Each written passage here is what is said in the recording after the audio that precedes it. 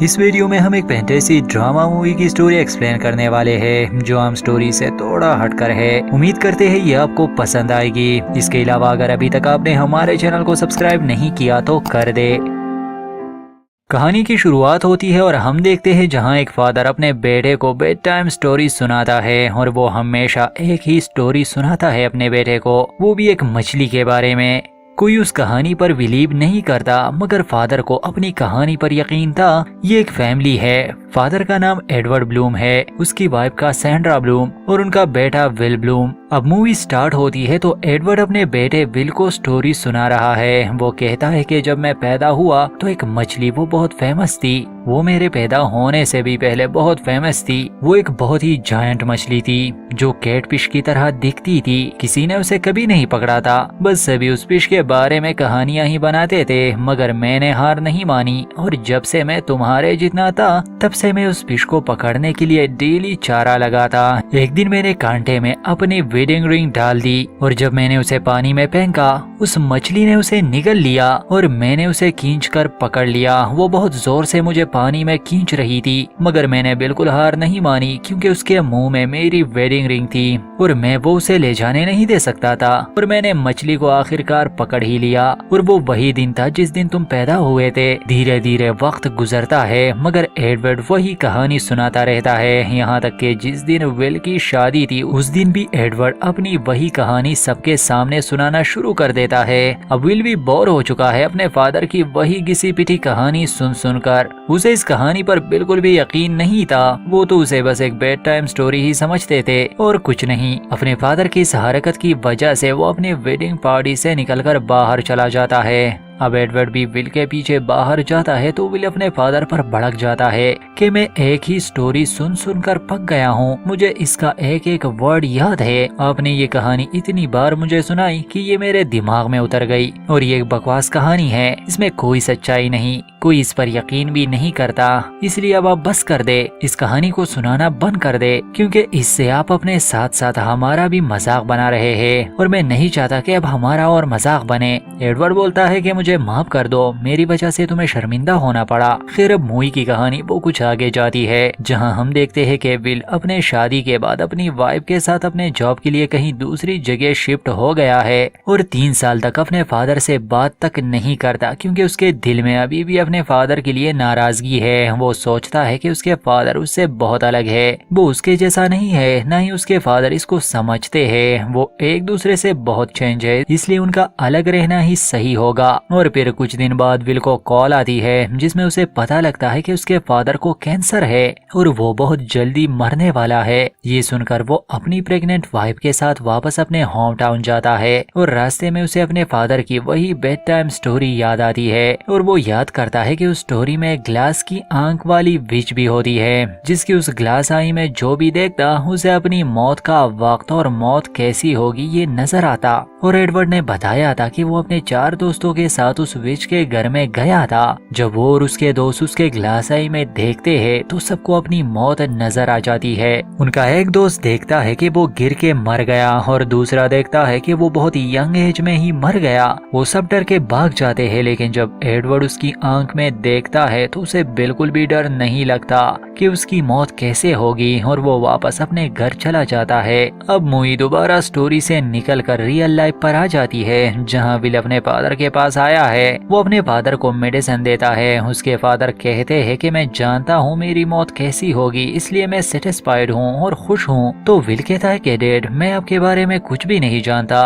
بس وہی جانتا ہوں جو آپ نے کہانیاں سنائی ہے۔ میں جانتا ہوں کہ وہ سب بس امیجنری سٹوریز ہی ہے۔ میں آپ کے بارے میں سب سچ جاننا چاہتا ہوں، اور یہ بھی جاننا چاہتا ہوں کہ آخر آپ نے اس وچ کی آنکھ میں کیا دیکھا تھا جو آپ اتنے ریلیکس ہے۔ ایڈورڈ کہتا ہے کہ یہ ایک سرپرائز ہے، تمہیں بہت جلدی پتہ لگ جائے گا۔ پھر اس کے بعد ول وہ وہاں سے چلا جاتا ہے، اور وہ اپنے بچپن کے اس روم میں جاتا ہے جہاں اس کے فادر اسے سٹوری سنایا کرتے تھے، تو اسے سٹوری کا ایک اور حصہ یاد آتا ہے، اور ہم ایک بار پھر سے سٹوریز کی دنیا میں چلے جاتے ہیں، جہاں اس کے فادر نے بتایا تھا کہ جب میں چھوٹا تھا تو میری باڈی بہت تیزی سے بڑھنے لگی تھی، اور یہ ایک بیماری کی وجہ سے تھا جس کے لیے مجھے ایک مشین میں بند کر کے رکھا تھا، اور میں اس مشین میں پورے 3 سال ایسے ہی رہا۔ پھر ایک دن میری نظر ایک آرٹیکل پر گئی اور میں سمجھ گیا کہ میرا قد اتنی تیزی سے کیوں بڑھتا ہے۔ اس میں دو مچھلیاں بنی ہوئی تھی، ایک بڑی اور ایک چھوٹی، اور لکھا ہوا تھا کہ مچھلی اگر ایک چھوٹے سے لیک میں ہوگی تو وہ چھوٹی ہی ہوتی ہے، اور اگر اسی فش کو بڑے سے سمندر میں چھوڑ دیا جائے تو وہی مچھلی وہ تیزی سے بڑھنے لگے گی اور اپنے ایکچوئل سائز سے کافی بڑی ہو جائے گی۔ یہ دیکھ کر میں ایک دم سے سمجھ گیا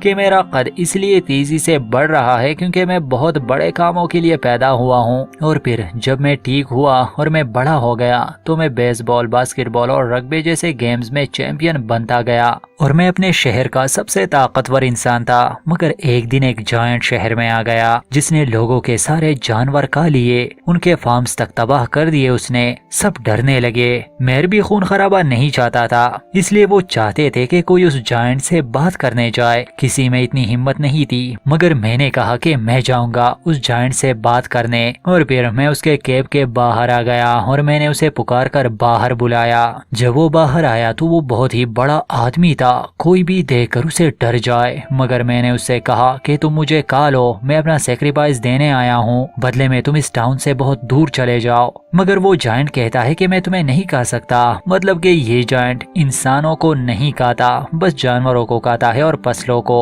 پھر ایڈورڈ کہتا ہے کہ میں نے کہا تم بہت بڑے ہو، یہ ٹاؤن تمہارے لیے بہت چھوٹا ہے، تمہیں کسی اور جگہ جانا چاہیے جو تمہارے لائق ہو، بہت بڑی ہو۔ اور ساتھ ہی میں نے کہا کہ میں بھی تمہارے ساتھ جانا چاہتا ہوں، میرا جنم بھی بہت بڑے بڑے کاموں کے لیے ہوا ہے۔ اور پھر آخر وہ جائنٹ مان جاتا ہے۔ ایڈورڈ کہتا ہے کہ پھر میں اور وہ جائنٹ جس کا نام کال تھا، ہم دونوں پورے ٹاؤن کے لوگوں سے گڈ بائے کہہ کر وہاں سے چلے گئے۔ ایڈورڈ اور جائنٹ جب جا رہے تھے تو چلتے چلتے راستے میں کاشن بورڈ آتا ہے جہاں لکھا ہوا تھا کہ آگے کچھ نہیں ہے، آگے مت جاؤ اور خطرناک سانپوں سے بچو۔ وہاں دو راستے تھے، دوسرا راستہ کلیئر تھا، مگر ایڈورڈ اس جائنٹ سے کہتا ہے کہ تم اس راستے سے جاؤ، میں اس خطرناک راستے سے جاؤں گا۔ جائنٹ کہتا ہے کہ کیا اس راستے سے کبھی کوئی لوٹ کر آیا ہے؟ تو ایڈورڈ کہتا ہے کہ نہیں، ایک پوئٹ گیا تھا جو آج تک لوٹ کر نہیں آیا۔ اور پھر ایڈورڈ اس جائنٹ کال کو اپنا بیگ دیتا ہے اور یہ کہتا ہے کہ آگے جا کر ہم ملیں گے، تم میرا بیگ رکھو اور میں تم سے ضرور ملوں گا۔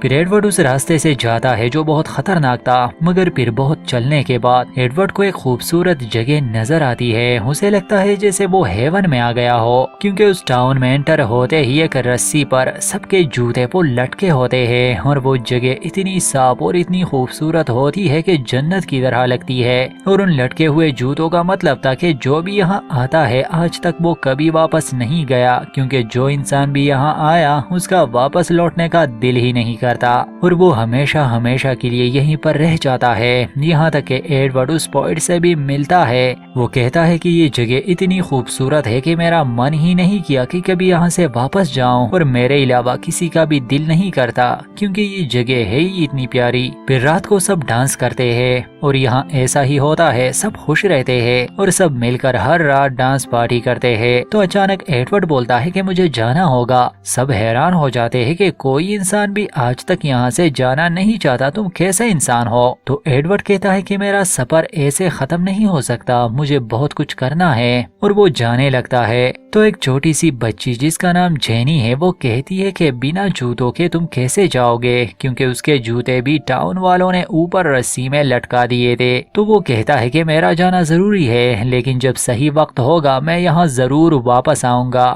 یہ بول کر ایڈورڈ ننگے پیر ہی وہاں سے نکل جاتا ہے اور جنگل میں اسے بہت سے خطروں کا سامنا کرنا پڑتا ہے، لیکن وہ ڈرتا نہیں کیونکہ وہ جانتا تھا کہ اس کا اینڈ ایسے نہیں ہوگا، کیونکہ اس نے پہلے ہی وچ کی آنکھ میں اپنی موت دیکھ لی تھی۔ تو بنا ڈرے ہی وہ آگے بڑھتا رہتا ہے اور پھر آخرکار وہ اپنے جائنٹ فرینڈ کال کے ساتھ مل جاتا ہے اور دونوں اپنا آگے کا سفر جاری رکھتے ہیں۔ پھر سین شفٹ ہو کر دوبارہ سٹوری سے نکل کر ریئل لائف میں آ جاتا ہے جہاں ایڈورڈ اور ول اپنی فیملی کے ساتھ ڈنر کر رہے ہیں اور پھر ایڈورڈ اپنے روم میں سونے جاتا ہے جہاں ول کی وائف جوسفین ایڈورڈ کے پاس آتی ہے، کچھ باتیں کرتی ہے اور جوسفین کو ایڈورڈ کی باتیں بہت پسند آتی ہے، جس کی वजह से वो एडवर्ड की फोटो खींच लेती है और फिर कहती है कि मैंने आपकी शादी की फोटो कभी नहीं देखी। तो एडवर्ड कहता है कि हमारी शादी कभी भी दूसरी शादियों की तरह नहीं थी। मेरी वाइफ कभी भी मुझसे शादी नहीं करना चाहती थी, वो किसी और से प्यार करती थी, उसकी एंगेजमेंट भी किसी और से हुई थी। ये एक बहुत लंबी कहानी है। ये बोलते ही अंकल स्टोरी टेलर वापस से अपनी स्टोरी सुनाना शुरू करते हैं। मतलब कि अंकल कहानी सुनाने का मौका कभी हाथ से जाने नहीं देते। फिर कहानी दोबारा वहीं से शुरू हो जाती है जहां से हमने छोड़ी थी। मतलब कि अंकल हमें भी ऐसे नहीं छोड़ने वाले, हमें भी पूरी स्टोरी सुनाकर ही रहेंगे। तो इस बार कहानी वहीं से स्टार्ट होती है जहां कार्ल और एडवर्ड अपना सफर जारी रखते हैं और फिर एक सर्कस में चले जाते हैं, जहां सर्कस वाला कहता है कि एक ऐसी बड़े जिस्म वाला आदमी आप देखेंगे जो किसी को भी अपने 2 उंगलियों के बीच मसल कर रख दे। और फिर एक लंबा सा आदमी आता है, मगर वो कार्ल जितना लंबा नहीं था। तो मौका देखते ही एडवर्ड सीटी बजाता है और कार्ल सबके सामने आ जाता है और ऐसे ही कार्ल को उसकी डेस्टिनी मिल जाती है। मतलब अब कार्ल यहीं रहने वाला है। फिर उसी सर्कस में एडवर्ड को एक क्यूट सी लड़की भी नजर आती है जो यहाँ सर्कस देखने आई थी और एडवर्ड को पहली नजर में ही उससे प्यार हो गया। मतलब के प्यार का चक्कर अपने डेस्टिनेशन भी बुला देता है। कहाँ एडवर्ड अपनी मंजिल के जुनून में था और कहाँ अब इस लड़की के पीछे भागने वाला है। खैर वो लड़की जा चुकी थी और एडवर्ड को उसका घर भी नहीं मालूम। वो उदास बैठा था कि सर्कस का वो ऑनर एडवर्ड को देख लेता है और पूछता है कि उदास क्यों हो। तो एडवर्ड अपने आशिक दिल की दास्तान सुना देता है। वो ऑनर उसे कहता है कि मैं उसकी फैमिली को जानता हूँ, मगर मैं तुम्हें क्यों बताऊं, तुम बस एक गैर जिम्मेदार इंसान हो, अपने फ्यूचर की परवाह नहीं, बस यूं ही निकले हो, अपने मंजिल और ठिकाने की खबर नहीं, और तुम उससे शादी करने के ख्वाब देख रहे हो। तो एडवर्ड कहता है कि अब वही मेरी मंजिल है, मेरी लाइफ का मकसद, मेरी डेस्टिनेशन अब वही है, मैं उससे शादी करूंगा, यही मेरा ख्वाब है। अब एडवर्ड वहाँ सर्कस में रहता है कार्ल के साथ ही और वो सर्कस का काम करता है दिन रात। वो उस ऑनर को राजी करने में लगा देता है कि कब वो उस लड़की का पता बताएगा, लेकिन वक्त गुजरता रहता है और एडवर्ड को भी अब 3 साल हो गए। वो ऑनर अब तक एडवर्ड को टोपी करता रहता है। तो अब एडवर्ड वो गुस्से में ऑनर के पास आता है, मगर उस वैन से एक वुल्फ बाहर आता है और एडवर्ड पर हमला करता है। पूरी रात एडवर्ड उसे संभालता है और सुबह होने पर एडवर्ड को पता लग जाता है कि ये वुल्फ और कोई नहीं बल्कि सर्कस का ऑनर है, जो फुल मून के टाइम भेड़िया बन जाता है। मतलब बस वेयरवुल्फ की कमी थी स्टोरी में। अब ऑनर का राज जानने पर ऑनर कहता है कि ठीक है, मैं तुम्हें उस लड़की के बारे में सब बताता हूँ, उसका नाम सैंड्रा है और साथ में उसका एड्रेस भी देता है। फिर एडवर्ड सीधे जाता है सैंड्रा से मिलने और उसे सब कुछ बता देता है कि 3 साल तक मैंने तुमसे मिलने के लिए कितने पापड़ बेले, मुझे लव एट फर्स्ट साइट हो गया था और अब मैं तुमसे शादी करना चाहता हूँ। मगर सैंड्रा कहती है कि आई एम सॉरी, मैं एंगेज्ड हूँ, और अपनी रिंग भी दिखाती है और बताती है कि मेरा फियांसे वो तुम्हारा फ्रेंड ही है, मैं तुम्हें जानती हूँ। और वो अपने फियांसे का नाम डॉन बताती है। ये वही लड़का है जो बचपन में एडवर्ड के साथ विच के घर गया था, उसकी आंख में अपनी मौत देखी थी। ये सब सुनकर एडवर्ड को बहुत दुख होता है कि सैंड्रा उस बेवकूफ से कैसे शादी कर सकती है और फिर अलग अलग स्टाइल से सैंड्रा को प्रपोज करके उसे इम्प्रेस करने की कोशिश करता रहता है। तो एक दिन वो और सैंड्रा आमने सामने होते हैं और डॉन भी आ जाता है। वो बहुत गुस्से में होता है। तो सैंड्रा समझ जाती है कि अब दोनों लड़ेंगे।